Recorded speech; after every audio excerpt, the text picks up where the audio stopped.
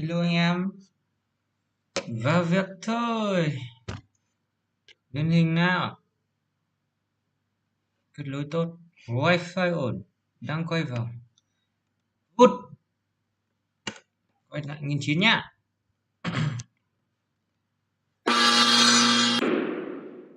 Mình không mã cho và bước này. Tam tự hào. Liễn đầu sàn đây là cái tự mã quỷ.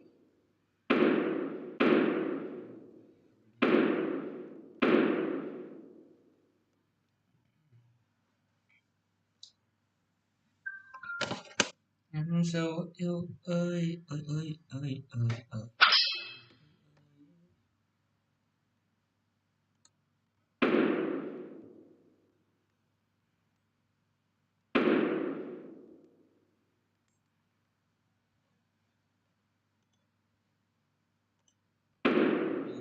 Mà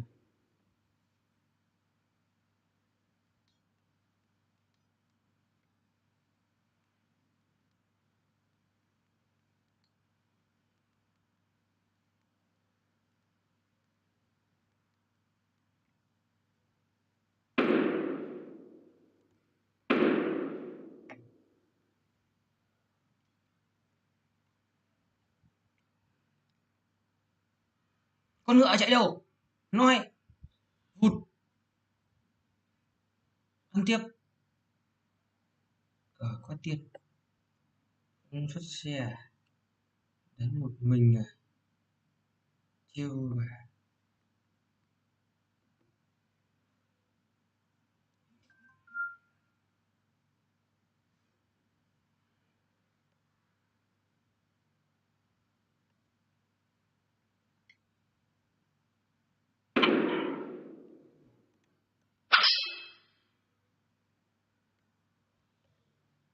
Mã này, con tốt mà. Được, Messi nhanh.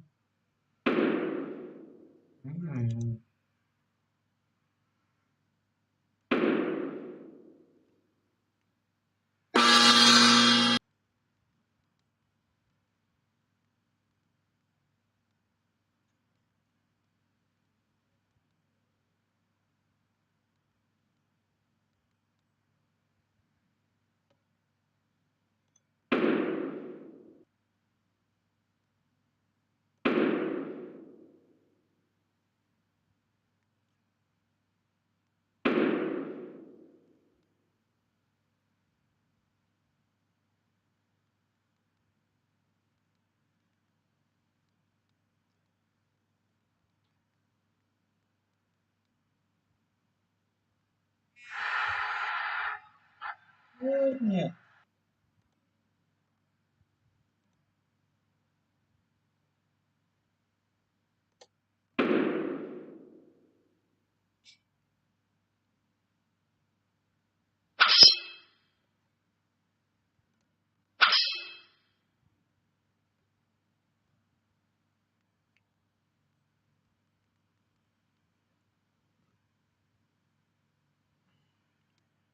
Ok đấy.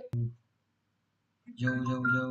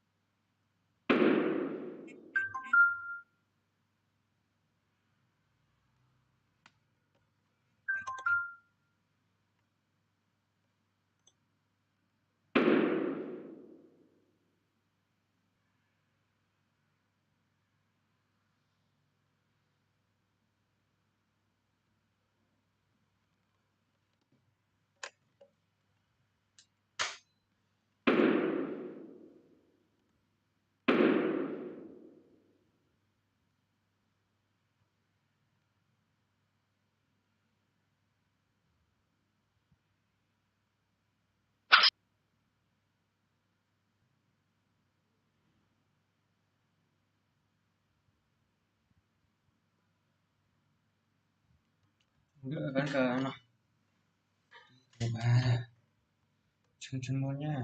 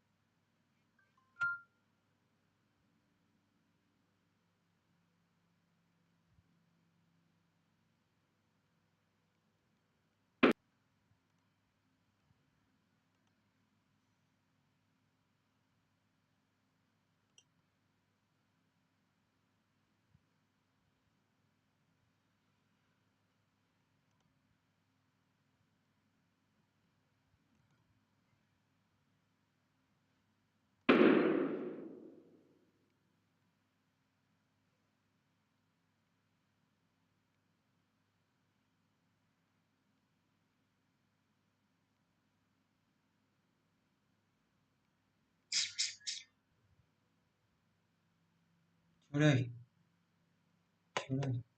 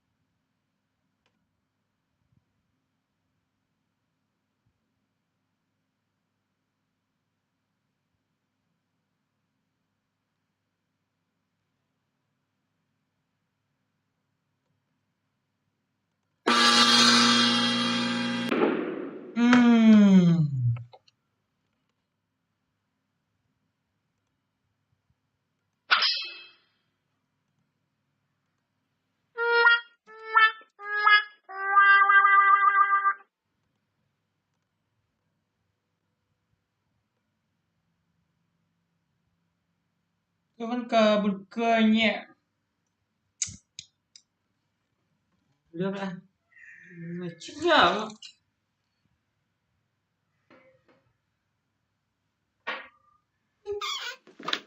Tùy tình quá đấy.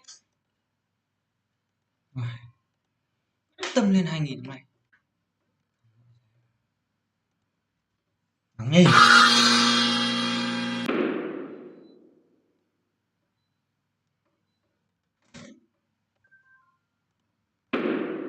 Cái lò.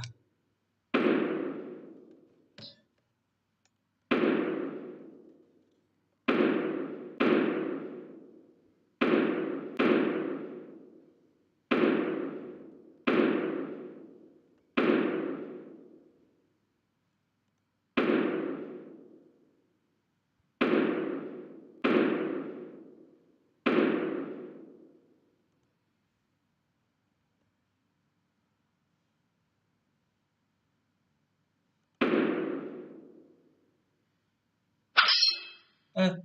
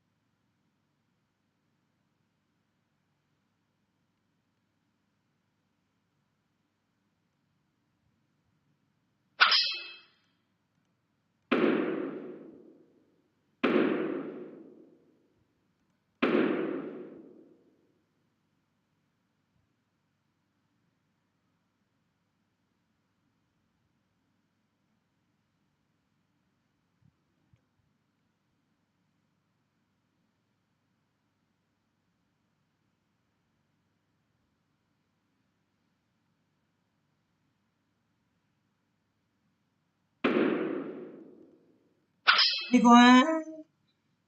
Đùa quá.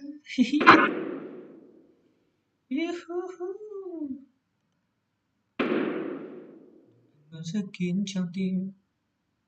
Điều anh luôn giữ kín trong tim. Điều anh luôn giữ kín trong tim.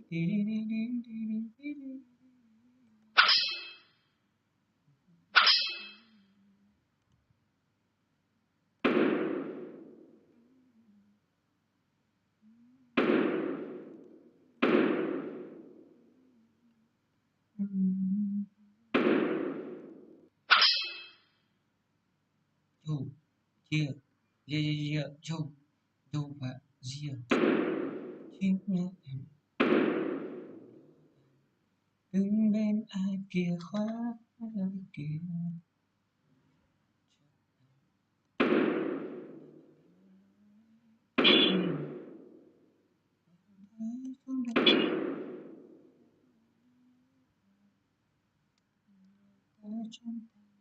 Em mà sức tình thế thì sao nào nhiều anh đấy thì sao.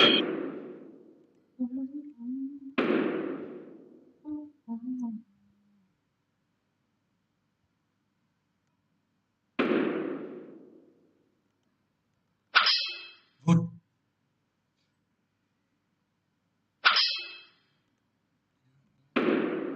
Tô.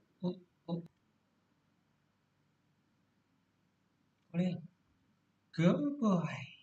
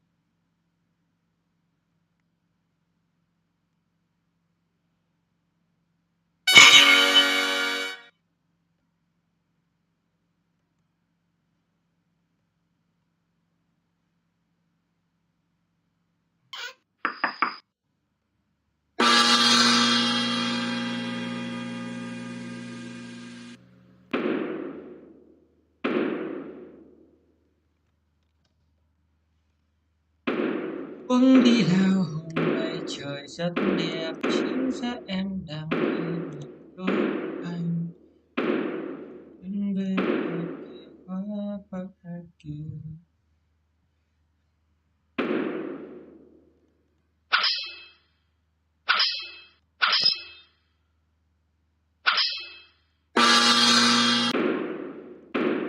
Thế này bà hả, lên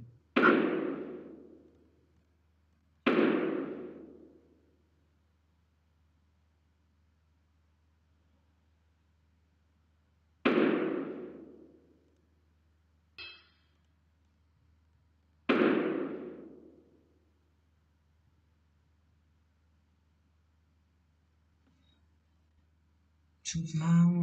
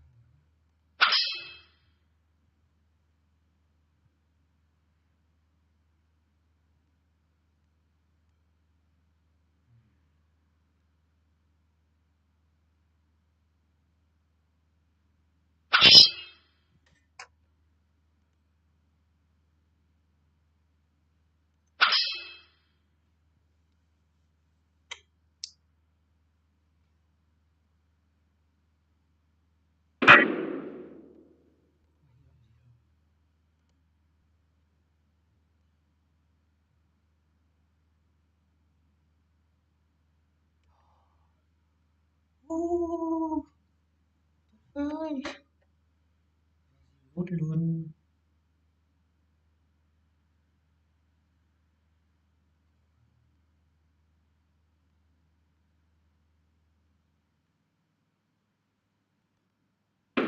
Vì sao chúng ta đồng mùa chi giống cành mai lờ rộ, có ai hỏi vì sao quê hương chúng ta đồng mùa mới mới mới mới mới ơi là mới hay.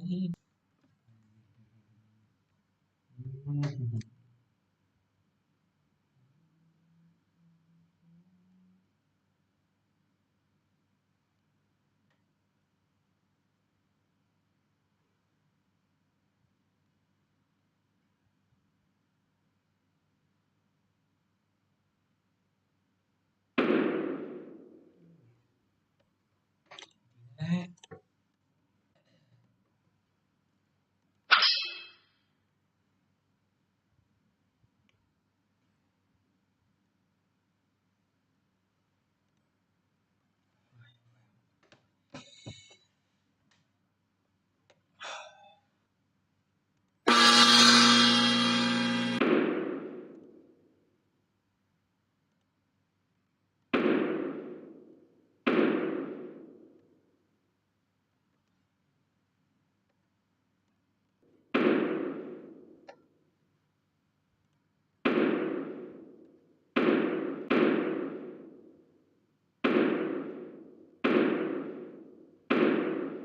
Ừ.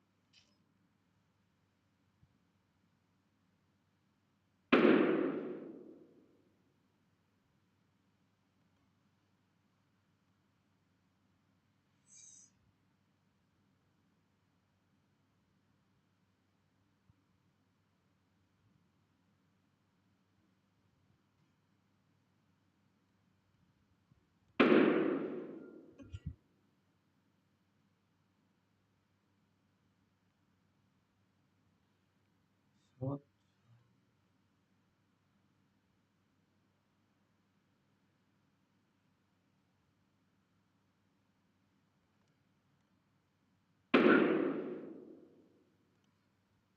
Cao quá nhỉ.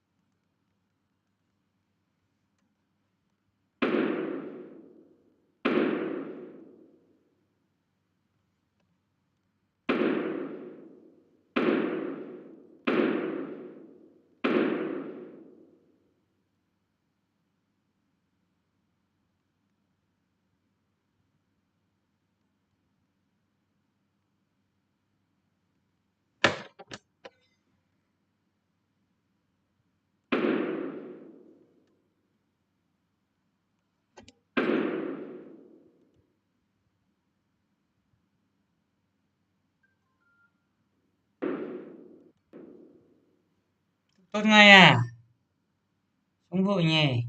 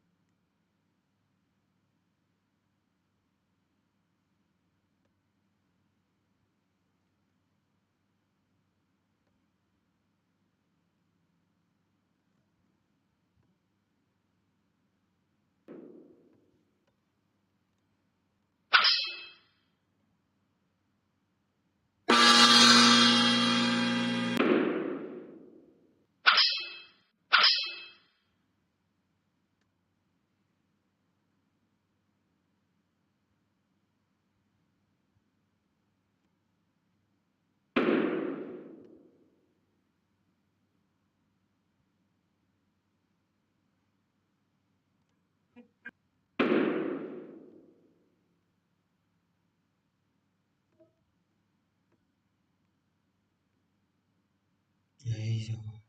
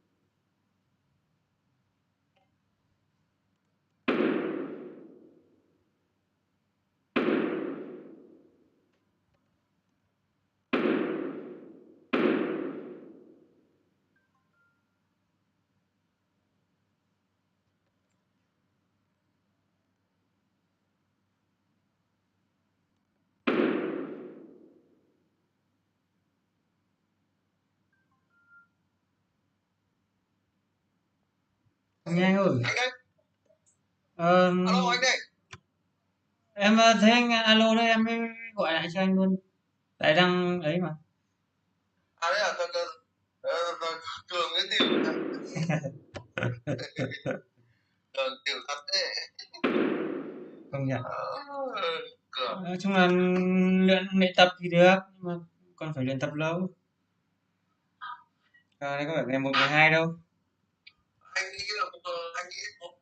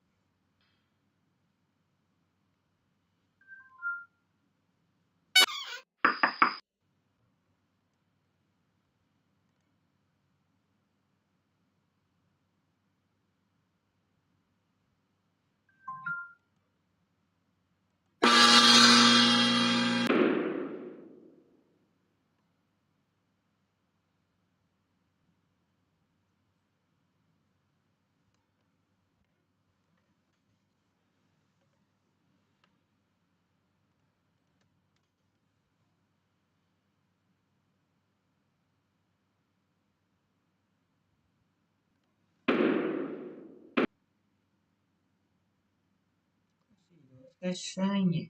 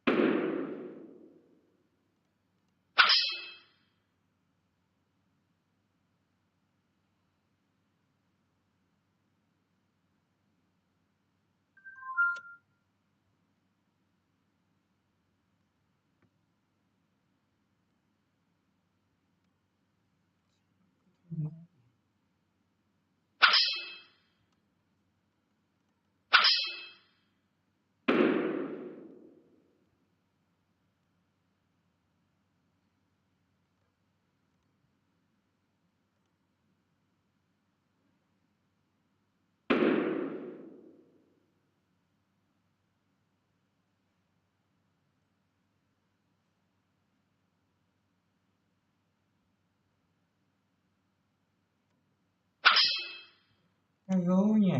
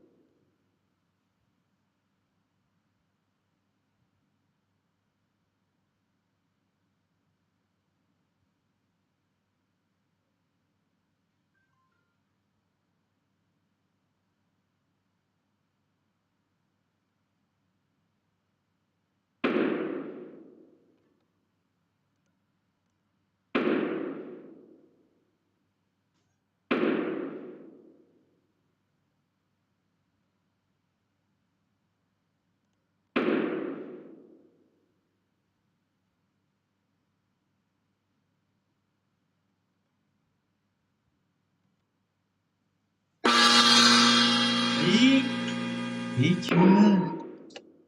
Ngọ đấy, ngọ đấy.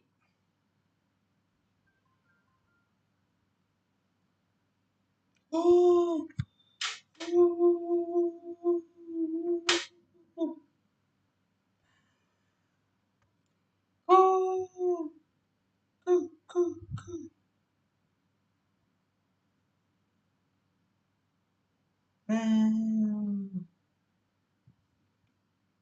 Lập trường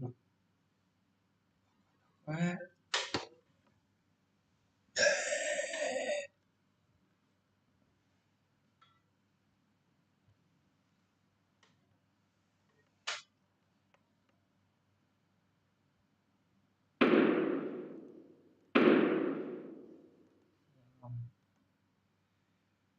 Chúng tôi đã lên 1.900 anh em ơi. Go, go, go. Ale, ale, ale. Go, go, go. Sinaga waterfall.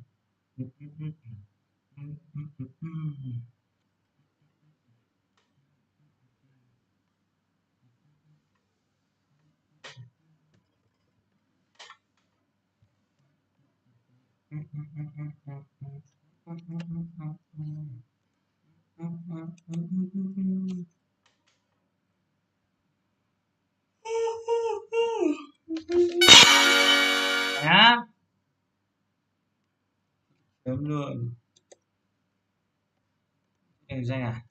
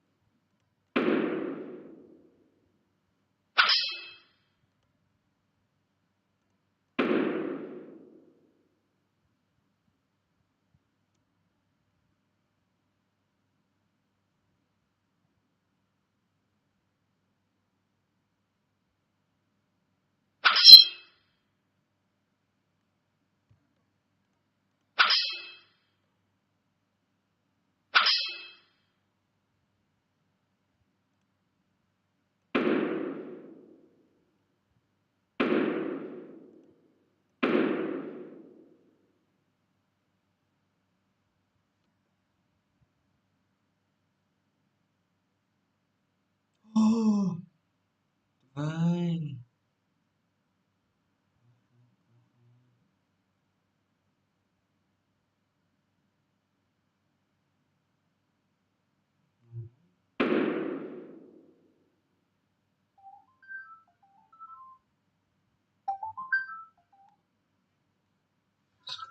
Alo, Em nghe đấy.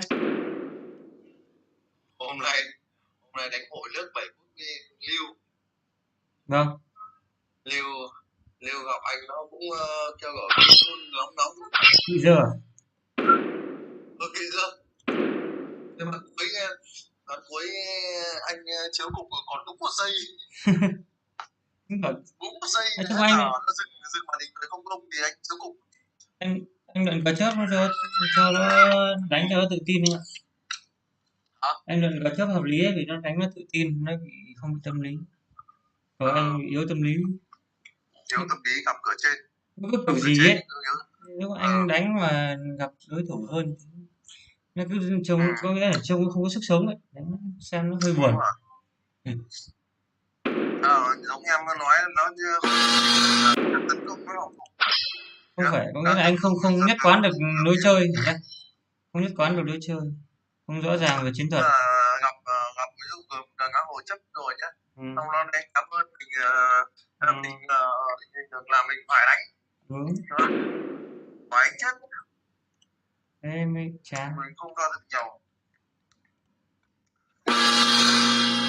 Cá hồi lẩu kém nhỉ.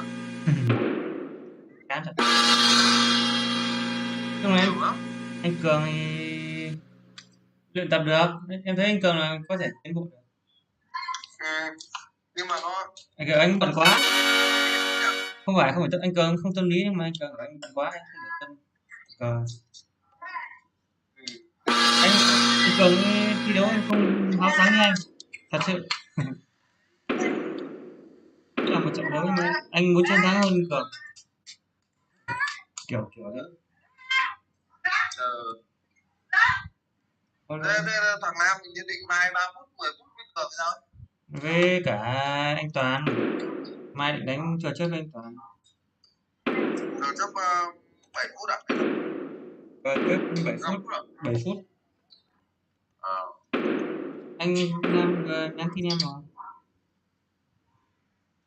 Muốn đánh cái trò đấy. Được thôi. Theo thứ 7 phút thôi đó. 7 phút chấp tiền ở đang là Nam cũng ngon đấy. Nam được chấp tiền á? Thì đã 7 nên 7 phút để chấp tiền, nó 5 phút để cho đánh bạc, nhưng mà 7 phút để chấp tiền. Bởi vì 7 phút nó lại lâu một tí rồi. 7 phút là toàn chấp tiền đúng không? Đúng rồi. 5 phút cho đánh bạc, nhưng mà 7 phút để chấp tiền nó phải hợp lý. 7 phút là kinh cờ lâu, ông Toàn nó được nghĩ nó phải khác ấy. Đúng rồi. Cái gì ông muốn ưu thế này không được. Nói chung là được. Chào cân đấy. Hợp lý mà. Nam nó đánh chắc chắn đúng không? Nam ăn được. Nam nói chung là ăn được. Nói chung là vào cửa Nam thì được cái yên tâm, không sợ bị ảnh hưởng. Cửa Nam được cái là yên tâm. Thằng Nam mà nó nhận kèo mà nó vào tiền là nó không chắc chắn đấy. Đi chợ kỹ thế mà không chắc là sao. Ai đi chợ được bằng ông ấy. Người dạo này cờ nó không lên nhỉ? nên nhiều lắm, nên rất nhiều. Ngày xưa anh Nam bảo ở Hồ Sen anh chấp anh Nam đúng không? Nói chung là Ngày xưa có anh Ngân Hàng đúng không? cờ nó thì anh Nam tiến bộ nhỉ? Kiểu ông nghiên cứu như thế nào? Lên như rồng.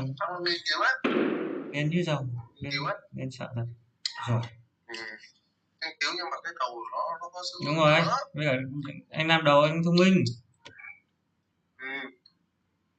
Nó có cái trí nhớ. Cái gì?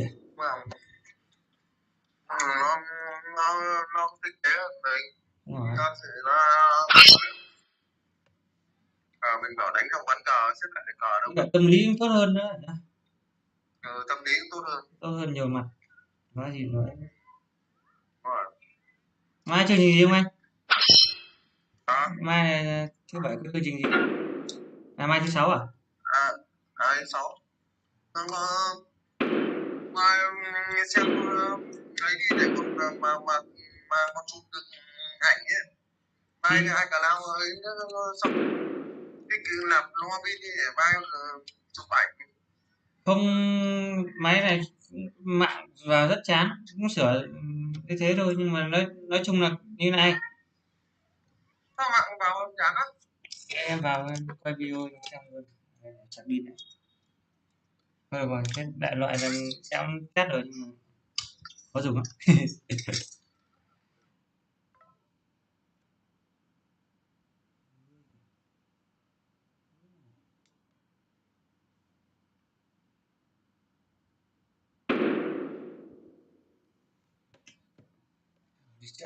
Ừ, không biết đâu.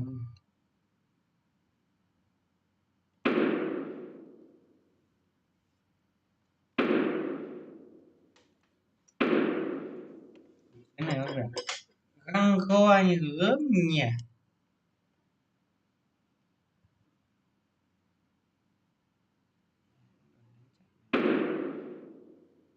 Đủ.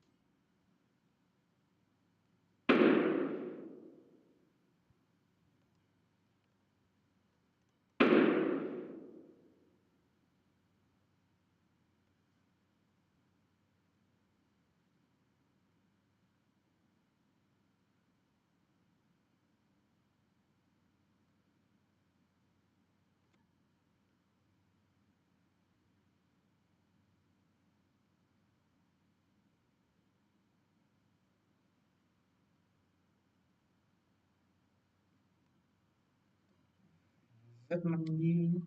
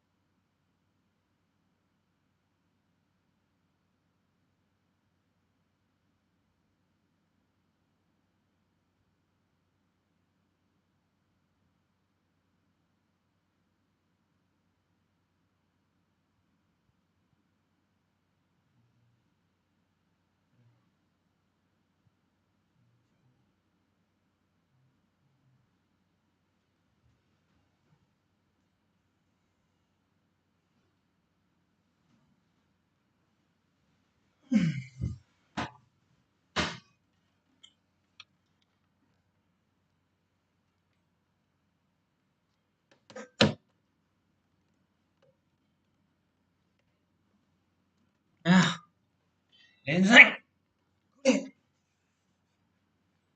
Cố lên nào thầy.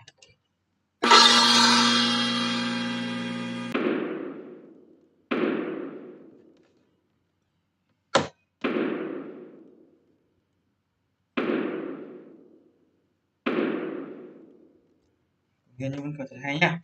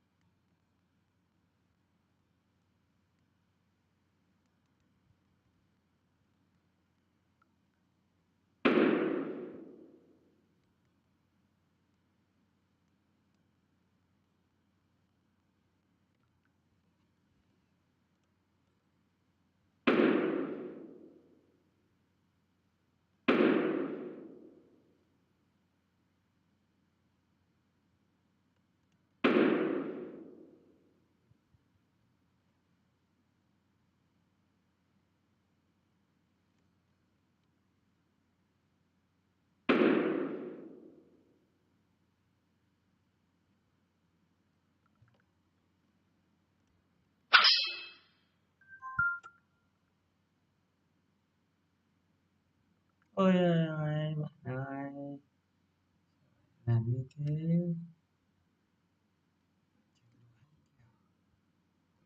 Oh my.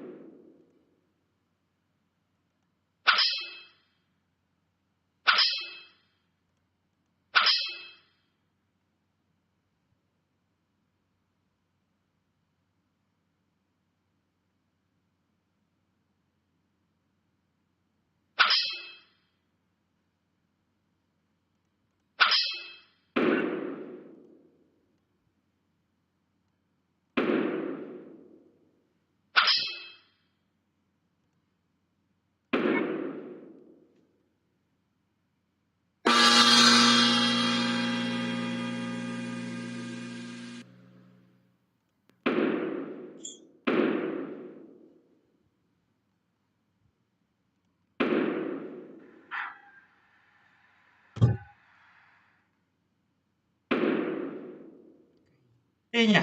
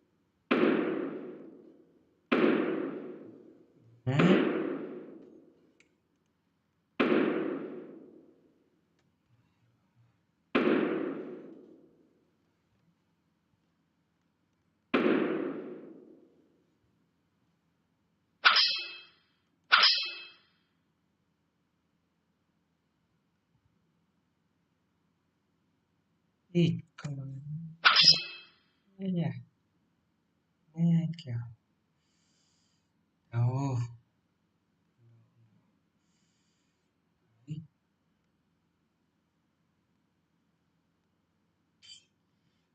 baik, baik, nhau tí, được.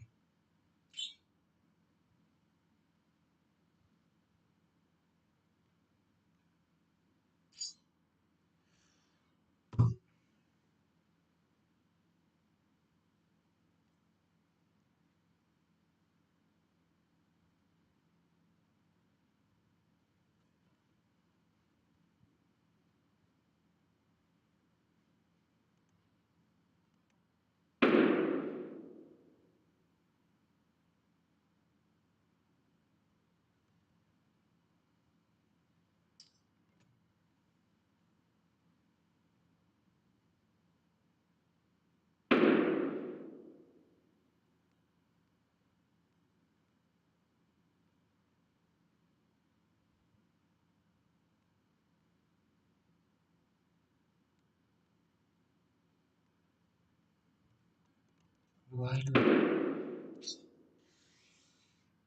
lâu quá.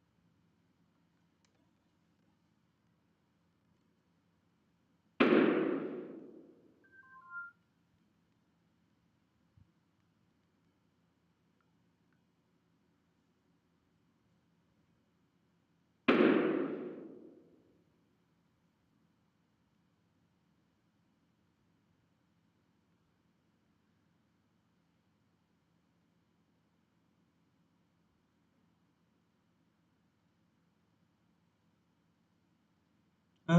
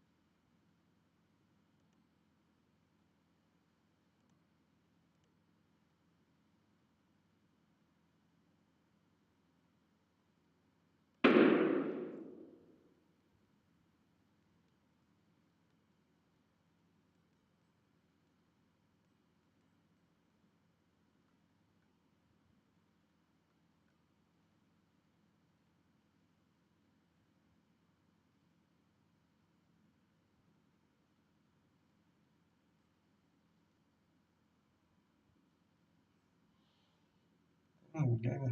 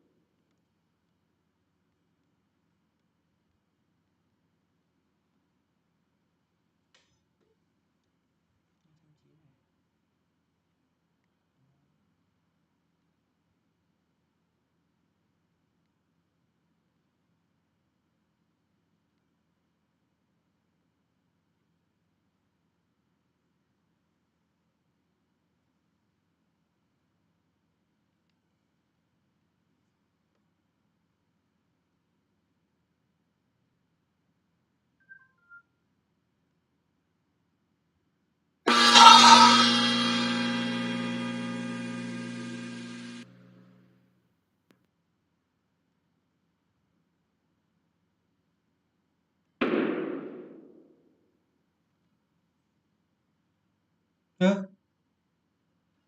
Ui, ui, ui, ui, ui, ui.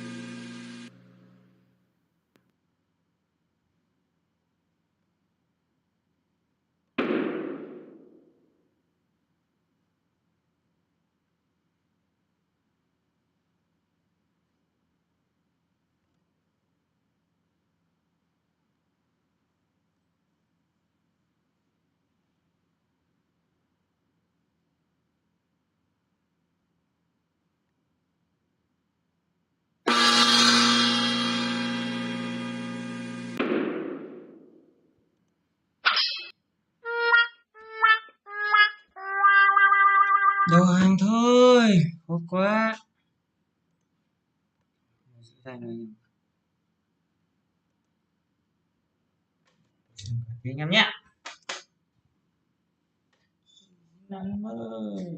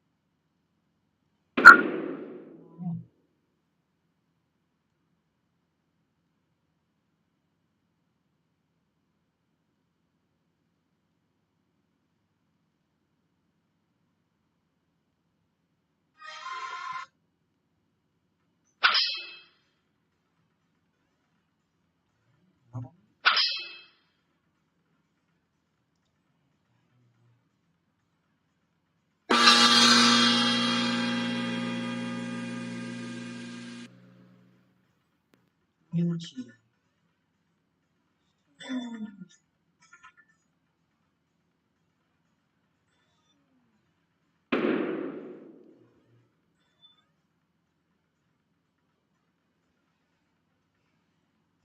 Năm học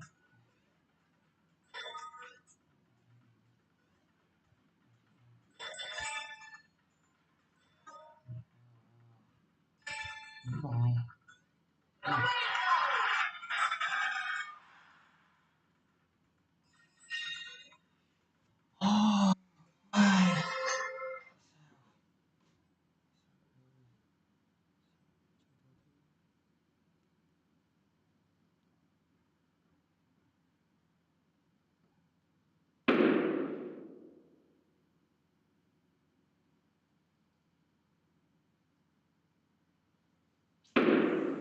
cái thất luôn.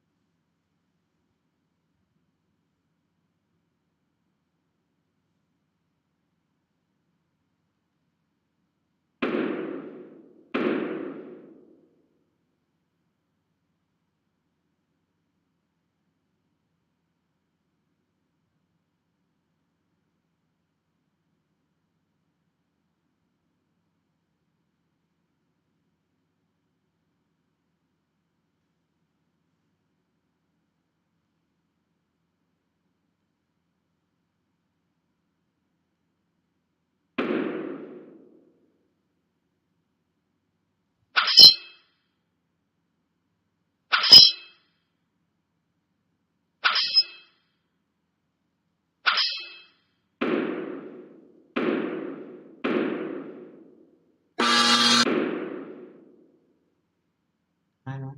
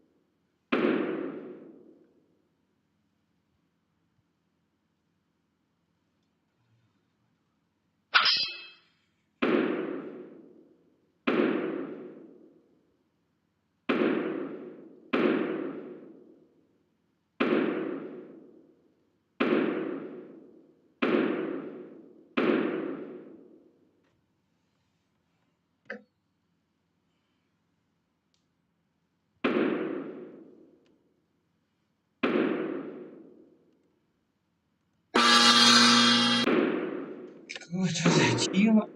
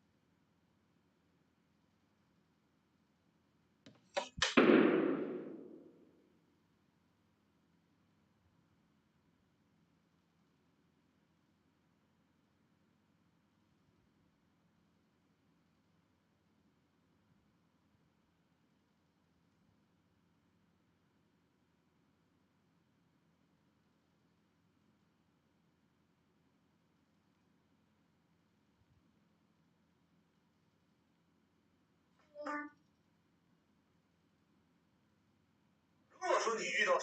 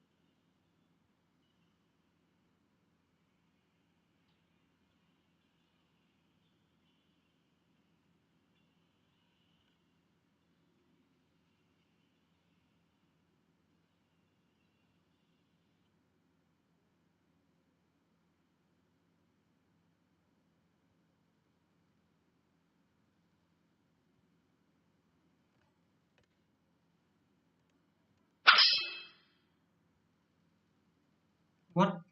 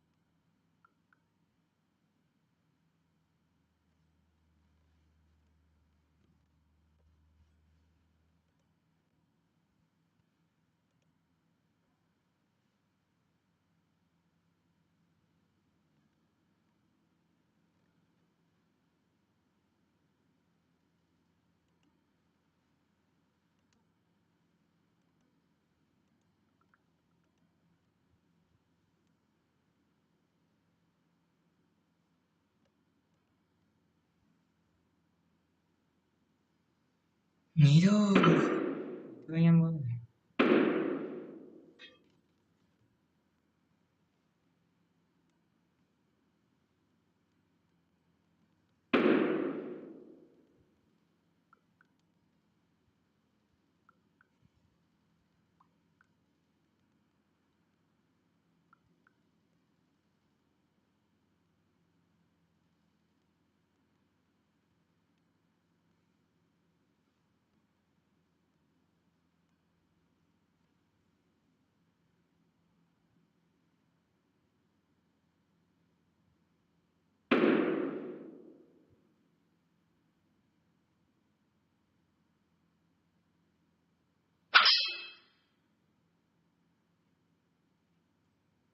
Rồi đấy.